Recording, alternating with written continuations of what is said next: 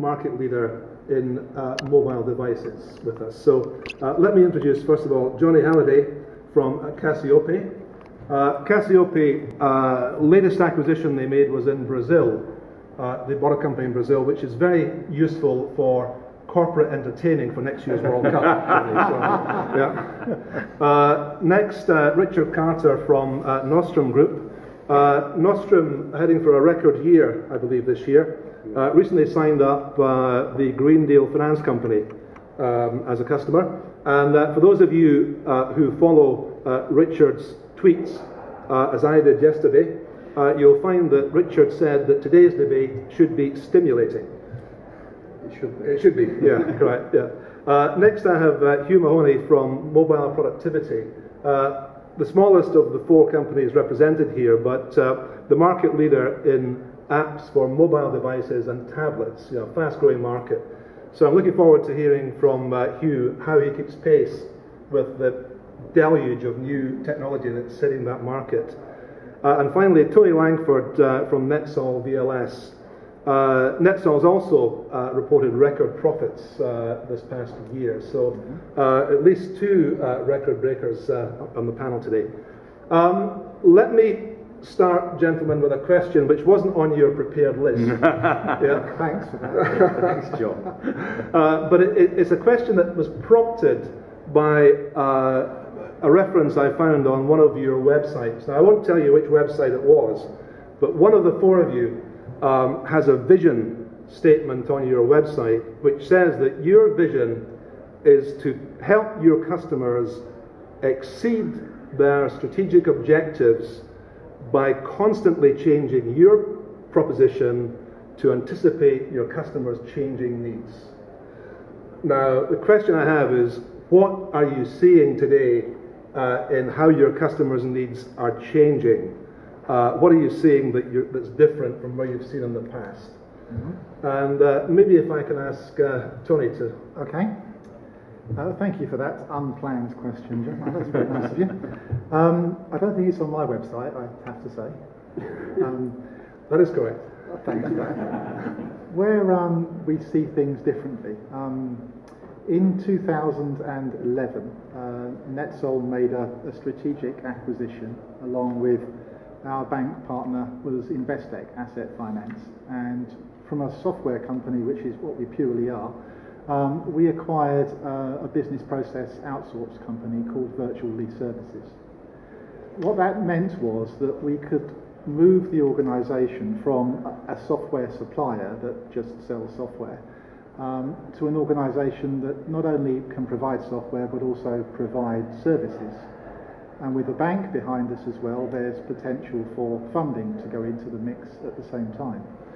So we felt that as the economy improves, as the market changes, as new organisations come to the fore, new funders enter the marketplace, maybe that combination of software, outsourced services with bank backing, funding, might be an interesting proposition for some. And that's proven to be the case. So that would be my example of what we've done to try and stay ahead of the market and get ourselves well positioned for future development and future market changes. Thanks, Tony. Richard, what's your response to that? Thank you very much. I think from our perspective, we see that the world is continuing to change. If you look at things like social media as an example,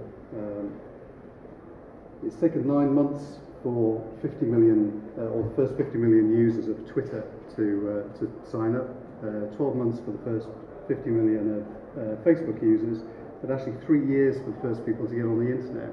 Contrast that with 38 years for people to start using radio, or to get to 50 million people in radio. So technology has a huge role to play in all industries now. I think in financial services, if you look very specifically at the leasing industry, as evidenced by the previous panel, it's had its own issues to deal with over the last few years, questions of funding, compliance, etc. What we've seen is that the underlying technology market has moved on dramatically over that period, to the point, for example, where electronic signatures are now commonplace. We've processed through our systems over 1 million e-signed applications for predominantly consumer loans. That kind of technology now needs to move into the leasing and asset finance space, because it brings a lot more automation and compliance to those organisations, and critically allows them to offer cheaper financial services. Our mission in our organisation is to use technology to make lending cheaper, faster and safer. Cheaper really comes from automation, better credit risk decisions up front. Faster comes from the ability to launch new financial products very, very swiftly. And safer covers everything from information security, compliance, all the way through to compliance in respect of the FCA. So those are the things that we've been doing for the last year or so, and we expect that that will have relevance over the coming years as well. Thanks, Richard. I mean, out of those three that you mentioned, cheaper, faster, safer, what do you think is the priority that your customers have these days? I think right now it's safer. The world is ruled by risk. That's increasingly going to be the case over the next year as we transition to the FCA. Once people have stabilised that move, then it will be cheaper as liquidity comes back and the markets start to open up. Hopefully, we've all been hoping for that for some time. I think that focus will move from safer onto cheaper and then faster. Yeah, I was looking at a survey that Line Data produced earlier this year, and they surveyed at the back end of last year leasing companies throughout Europe to find out what their priorities would be in technology in 2013, and about 70% put risk management at the top of the tree. That was the number one priority. I wasn't sure if that was driven so much by compliance issues as portfolio management, but it certainly was what you're seeing. Yeah. Good. Thanks, Richard. Hugh, I mean, in your market, you're seeing huge, rapid change in technology. So how's that impacting what your customers needing? I mean, every broker now has his own app, almost. What does that mean for you? Yeah, I mean, mobile productivity is a front office, I guess, from point of management system all the way up to back office and contract activation. And really, the area, I mean, the name is, the key is in the name of the company, mobile productivity. There are lots of people who do front office systems, but what we do that's perhaps different, or where our company was originally set up, was to focus on mobile technology. Now, that was actually 13 years ago. And really, 13 years ago, when the first Nokia devices came along and they were doing WAP data, we thought, yeah, there's something in this. I'd say it's really in the last 2 years that actually the technology has caught up. We were probably a little bit too early, and now it's moving at an absolutely flying pace, really quite hard to keep up. I mean, for example, you will have heard in the news about BlackBerry. BlackBerry's in real trouble. Who would have thought that 2 years ago? BlackBerry, I mean, everybody in this room here would have had a BlackBerry device for the email because of the security. When we started up, Nokia was really key.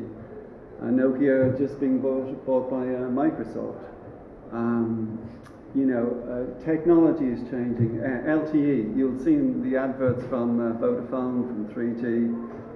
We're getting between 12 and 15 gigabytes of data on a mobile device. On our way here, we were able to conduct a video conference on the front of a bus, over LTE. So what does all this mean for us? Well, there's this very fast sort of technology that's happening that's making it simpler and easier to do things. And if that matters while you're on the move, then there's an opportunity to exploit it. In terms of the kind of where it all hits where it all comes to reality, it's when what we offer is sales aids, and it's where sales happen. Sales don't always happen on the phone when you're sitting in front of a PC. They happen out and about with customers, and now technology is making it simpler to use technology to make that faster. So instead of, if somebody comes to buy a car or a tractor and they say, well, can I arrange that in finance? Instead of the dealer having to say, well, here, let me give you the number of my broker, go and call him, he can actually give you a quote there and then. He can possibly even go and do